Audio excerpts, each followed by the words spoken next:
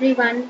Welcome to Arpita Sharma classes. मैं हूँ Arpita Sharma, your educator, and today we are going to study the Montagu Chelmsford reforms by the way of handmade notes, which are easily accessible on our Telegram channel, simplifying UPSC reviews.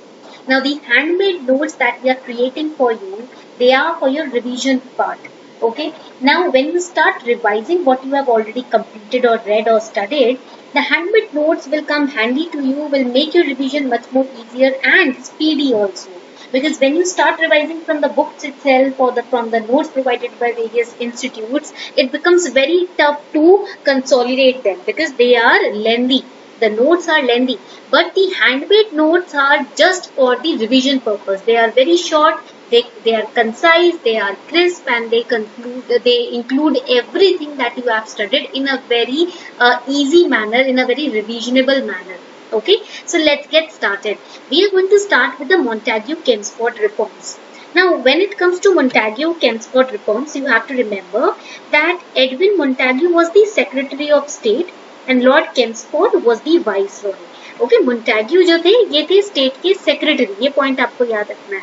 ठीक है, write it down. Please write it down. Secretary of State and Chelmsford was the Viceroy. Later on, Viceroy's position was, exchanged with the Governor General's position. Okay.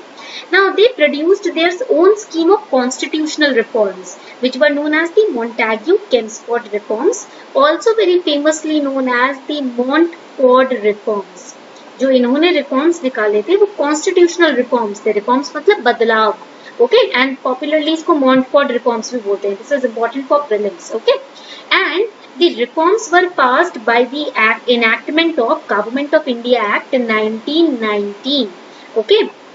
Now, the Montagu-Chelmsford reforms came into effect or came into force in 1921, and the sole purpose of this act was to ensure Indians of their representation in the government. To promise them that you will also be represented in the government, you will also be given a voice.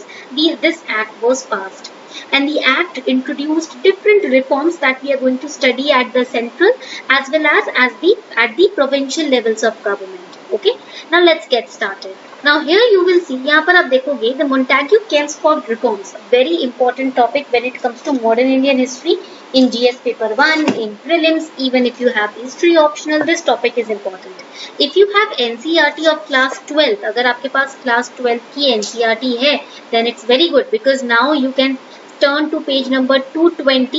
On page number 220 we have in the NCERT, I am quoting it down over here so that you can easily locate it.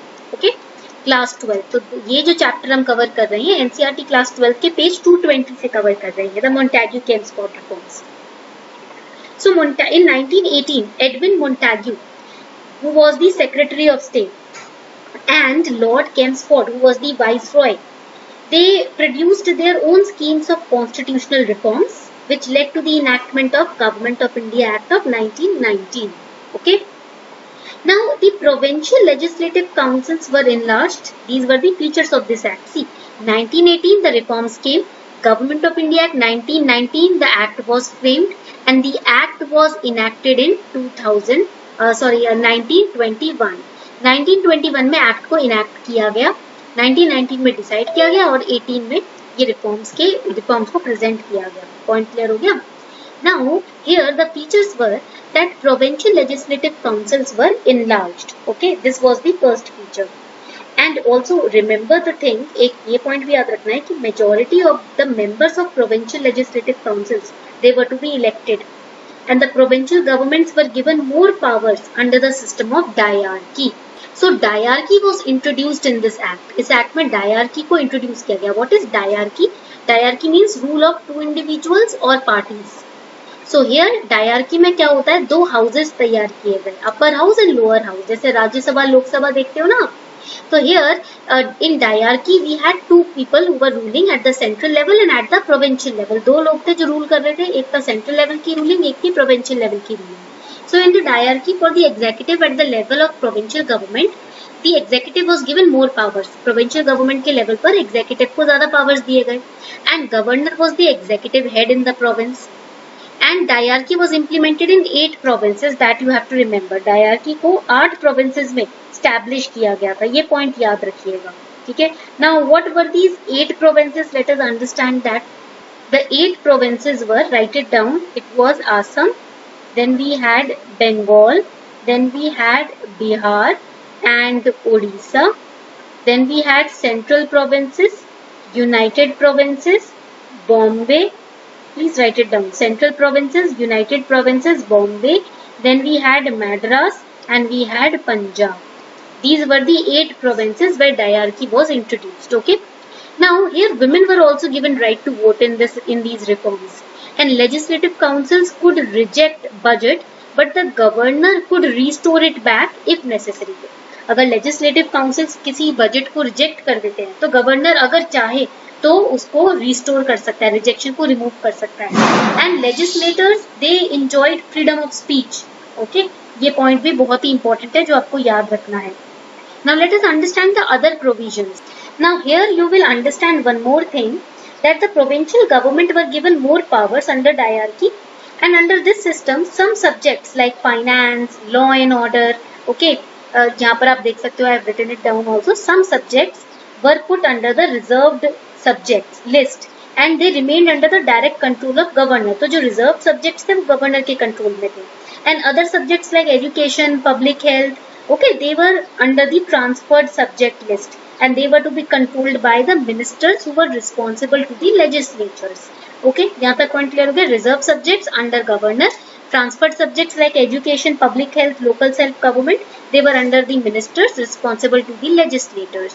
So basically, Government of India Act, which came into effect in 1921, it was, these reforms were enacted at the central and provincial levels to ensure Indians of their representation in the government. Before we move any further, here's a small announcement for all of you. Unacademy is launching a 45 days crash course in English and in bilingual language for 2021 aspirants. So this is a 2-month subscription that you can take on Unacademy. 60 days are left for prelims. So within 45 days, we are going to revise the entire syllabus. We are going to practice previous year questions. We are going to practice a mock test. And we are going to complete the revision of entire syllabus of pre and mains. 1 year current affairs coverage will also be done. Okay, there will be doubt clearing sessions as well. So if you are preparing for 2021, this is the chance to buckle up your revision, to boost up your preparation with this crash course. You can also use code ARPITA10 to get 10% discount on your plus subscription. This crash course is starting from tomorrow, that is 25th of August. Make sure you subscribe before tomorrow. The links are given below. Okay, तो आज के आज enroll कर लो ताकि आप फटाफट से आपकी पूरे doubts, देखो we have a doubt clearing session also. So अगर आपके कोई doubts है ना, वो भी फटाफट अपने एग्जाम से पहले ही clear करवा लो. Okay, and then we have Mission All India Rank 1 360 degree coverage batches for UPSC CSE as well, starting from 1st of September. Now it will be a 70 hours course for 2021 and 2022 aspirants. Now if you are preparing for 2021, ये आपका 70 hours का course पूरा 360 degree coverage करेगा, including current affairs. Current affairs का पूरा coverage होगा इसके अंदर. ये करंट अफेयर्स ओरिएंटेड कोर्स है. If you are preparing for 2022, then also you will benefit a lot, because हम पूरे पिछले 1.5 साल के सारे करंट अफेयर्स को होलिस्टिकली कवर कर रहे हैं इसके अंदर. तो ये 1 सितंबर से स्टार्ट हो रहा है. You can use code ARPITA10. You can get discount 10% by using this code and enroll before 1st September. The links are given below. Okay. Now here you will have to understand that the governor had the complete control over the finances and he could overrule the ministers on any grounds. किसी भी ground पे ministers को वो overrule कर सकता था governor. Central government के पास unrestricted control था provincial government के ऊपर, but legislature had no control over governor general or his executive council.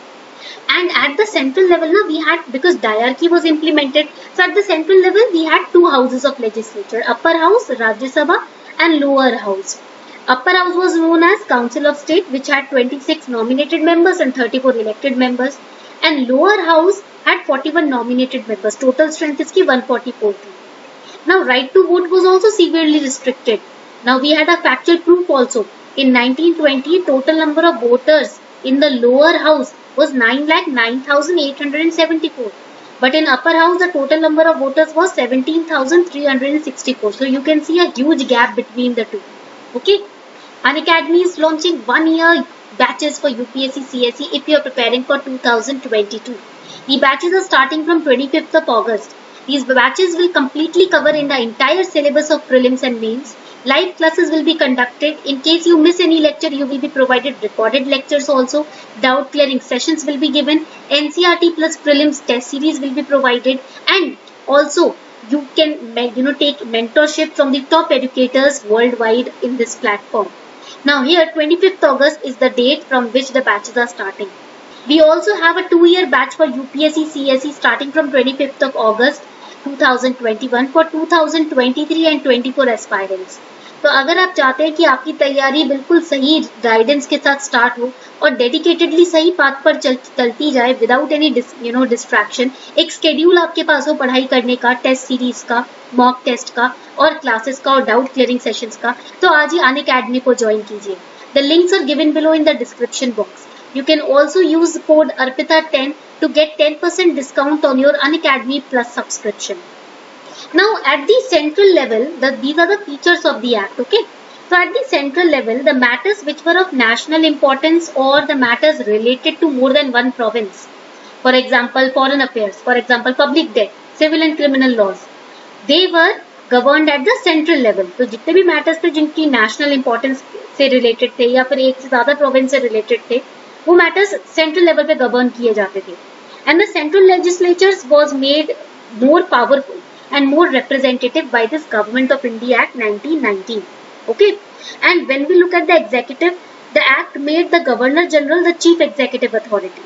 And then we had, Executive Council of Viceroy also, where there were 8 members. And out of these 8 members, 3 members were Indians.